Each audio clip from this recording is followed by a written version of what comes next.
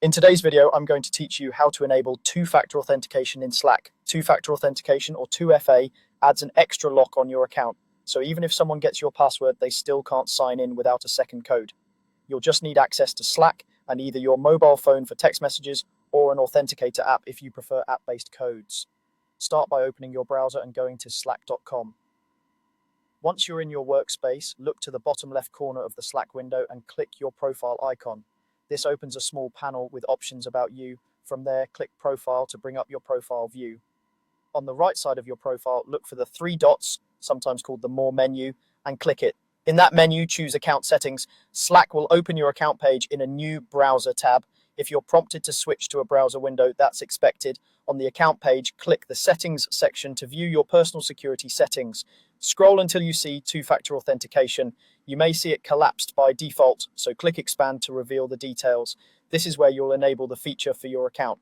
Next, click Set up two-factor authentication. Slack wants to make sure it's really you, so it will ask for your account password.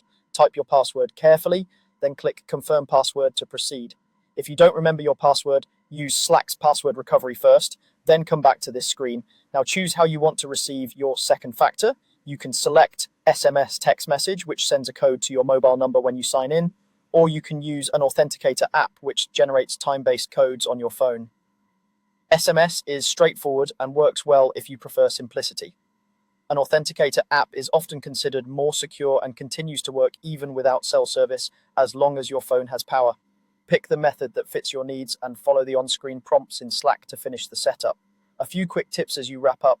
Keep your phone nearby for whichever method you choose. If you go with an app, make sure it's installed and ready before you start. When Slack offers backup codes, save them in a secure place. They're your safety net if you lose access to your phone. And remember, after enabling 2FA, you'll enter your password first and then your code at sign-in. That's it. You've successfully strengthened your Slack account with two-factor authentication.